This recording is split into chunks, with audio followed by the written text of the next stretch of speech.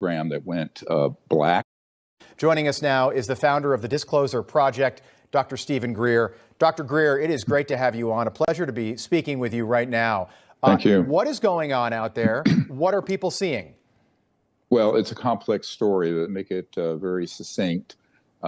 We did predict this 30 years ago, that they would begin to launch some activity equivalent to a false flag to make it look like there's some sort of alien attack or threat. In reality, it's a response to what's happening. And I've recently told the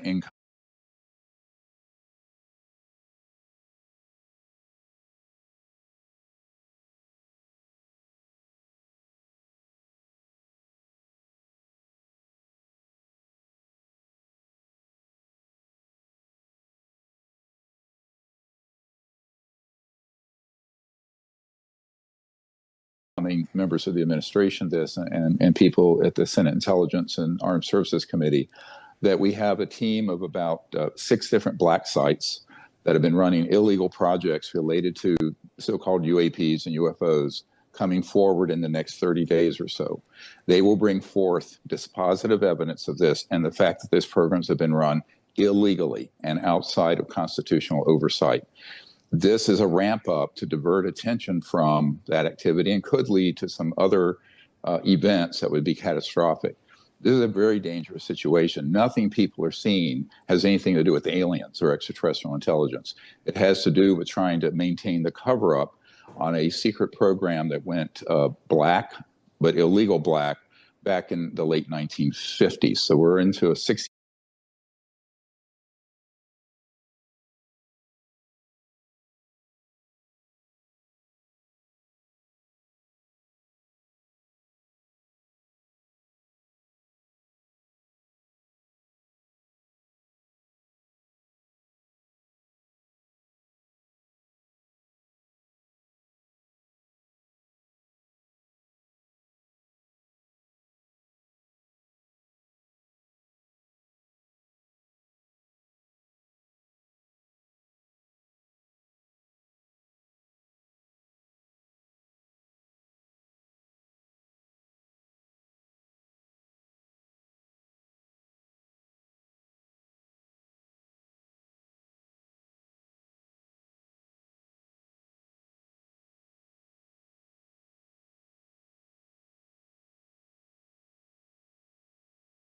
Five, 70 years of some very dangerous operations. Now, these men that are defecting are coming out of some sites I've been at.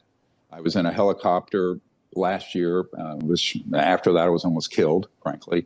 And we were over these black sites and saw the openings that go into underground facilities where there are the man-made UFOs that come out, but also where they have illegal electromagnetic pulse weapons where they target and down the extraterrestrial vehicles that are then reverse engineered. Okay, let me stop you. Let me stop you right there, Dr. Greer. Let me stop just because I want everyone at home I want us all to be on the same page. You're saying that we have the technology to shoot ET craft, not of this planet, out of the air, and we are reverse engineering those aircraft. 100%, and there are multiple men coming forward. They've been with JSOC and Special Forces, who are also NOx, an unofficial cover in corporate world. One of them's been there about 29 years and is very senior and has all the evidence, and they'll be releasing the evidence and the information. Now, this creates a dynamic because it's happening before the inauguration. They plan to do it sometime between now and early January. And I've been working with these men for about 19 months, and they're serious and they have the goods. They can prove what they're stating, but they're also going to unmask themselves. They will come forward, the name, rank, serial number, and the whole history of this, including the illegal nature of some of these programs, which we don't have time to go into, but they'll curl your toes. Some of the stuff that's been going on is quite illegal and very dangerous and horrible. But the technologies, I mean, remember the Nuclear Non-Proliferation Treaty requires that we have no electromagnetic pulse Could you give me, Dr. Greer, could you give us a quick summary? I'd like to hear some of the toe-curling details, if you wouldn't mind.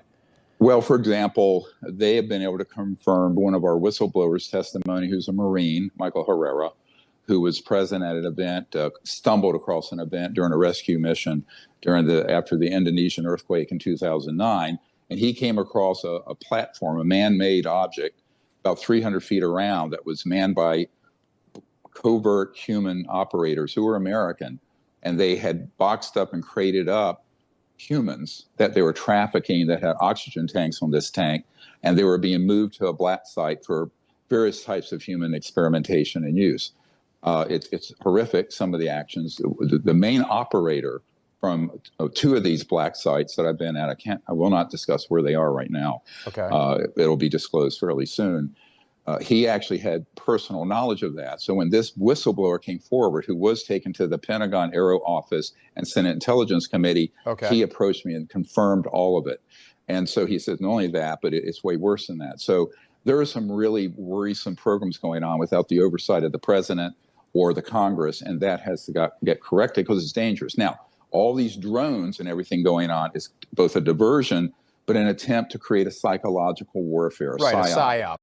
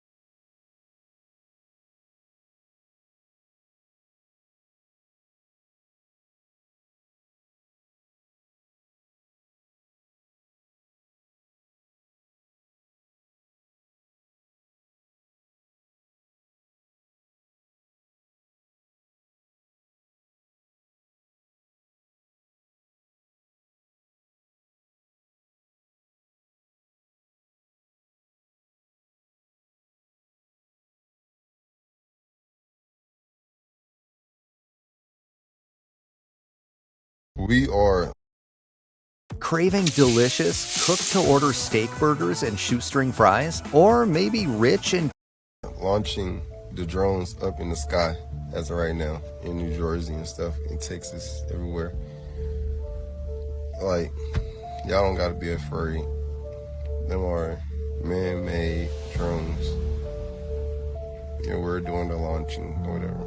Now, what you do have to be concerned of, my bad, my eye, but is the orbs that's inside the sky that y'all see that's glowing and stuff, that's shooting down the drones and all that. That's not a part of us. Them are actually real life aliens. Like, aliens do exist. They're above and they're below us. Yes, they do exist. And 2025 come, there will be a lot more of exposing the truth. I can't say the reason why, but because it's already out here, so I can speak on this. Aliens are real, and we will have to evacuate sooner than later.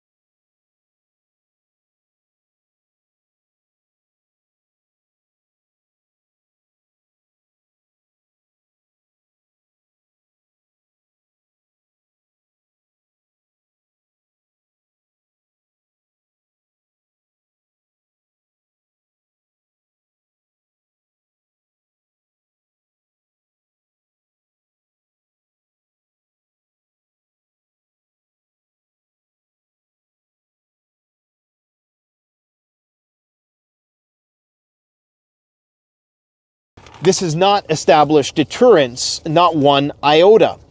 And so it's no surprise then today that Trump effectively did 4 things that ensure World War III is going to continue on the Russian-Ukrainian front.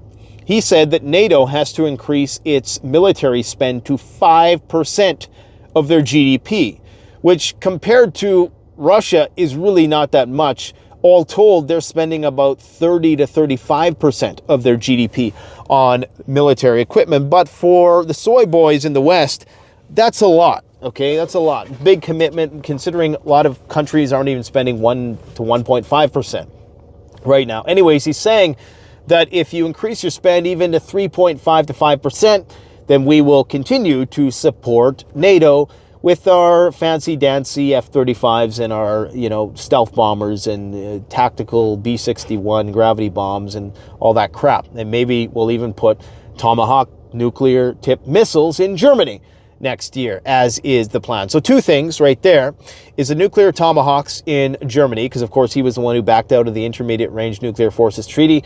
In addition to that, he is going to encourage more Cold War type spending, discouraging the peace dividend, which is going to send Europe definitely plummeting into a deeper and darker recession, possibly depression. And that, of course, is only going to increase Europe being at odds with Russia. The more Europe mobilizes for war, which I don't think is really going to come to fruition until there is a major attack on a European country, and that's exactly what I've predicted they've wanted, is some benign, preferably nuclear event that can galvanize the European continent for war, because right now there is very little public interest in that very thing. In fact, people are losing interest in the Russian war. So what you need if you're a Russian war hawk is you need Russia to do something incredibly stupid. And Vladimir Putin, no matter what we've thrown at him, to his credit, has not taken the bait. So those are 2 things that are escalatory. The other thing that he said he was going to do is continue to send weapons to Ukraine. Now, is he just saying this in order to get this spending bill pushed through to avert a government shutdown? Who really knows? I don't think so, because I've thought this all along, that Trump is not going to change a damn thing, because this is something which the US dollar hegemony depends on. I'm not going to get into the details of that. But there was one more thing that he did. Oh yeah, the big one is that, okay, as I've been talking about for the past year, Ukraine is going to halt the transit of gas through their territory come January 1st. Now, I know it sounds crazy to believe that Ukraine has not bombed these pipelines just yet, and the explanation is pretty simple, actually. People will be asking, well, why is it that Ukraine continues to allow Russia to send its gas through to European countries? Because it's part of the deal that Ukraine will continue to get support from the EU and NATO, because there's EU and NATO countries that rely on that gas, right? One of them is Robert Fico, the guy who was almost assassinated this year, presumably because of his sympathy for the Russian cause. He has now said that this is going to lead to war. So we have a situation, and just to finish that thought, the reason why this is obvious is Ukraine not only gets transit fees, Russia gets to sell gas, and Europe gets their gas. So it's one of those rare situations where all 3 benefit, and if Europe doesn't get their gas, then Ukraine doesn't get their weapons to fight the Russians. So it's this really weird, self-perpetuating cycle. And so what's going to happen now is that Trump is saying that we're going to put more tariffs on the EU if you refuse to buy United States oil and natural gas. Now, Trump is staunchly against Nord Stream.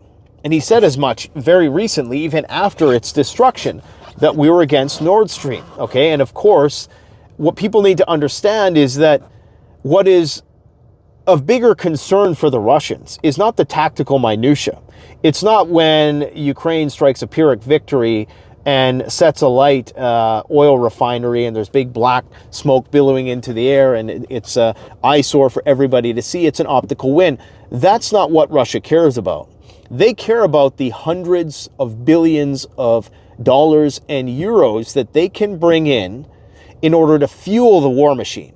They don't care about a $1 million piece of military equipment. They don't care about $20 billion pieces of military. They care about the oil and gas and where they can sell it. Now, while it's true that they can sell it to the east, it's going to be a while before all the systems to facilitate that, all the critical infrastructure to facilitate that goes online.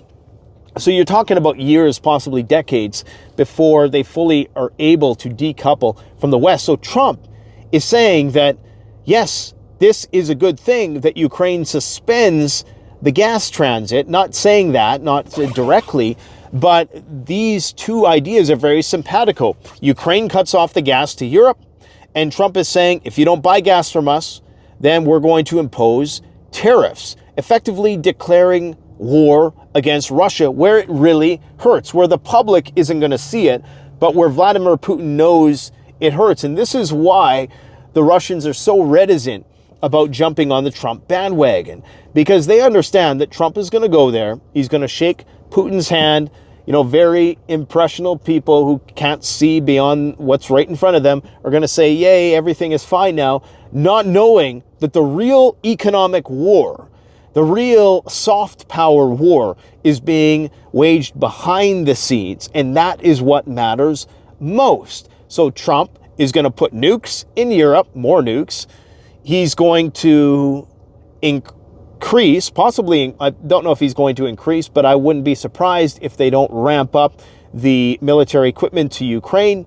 He is going to encourage NATO to expand by virtue of getting NATO to expand its military. That is likely going to encourage NATO to want to expand its borders and embolden them to do so even more. And he's also going to be working to cut off Russia from Europe. So guys, nothing is changing with Trump in office. The only thing changing is that Fartcoin is now at $1 billion market cap, and Party City, that store, is going out of business.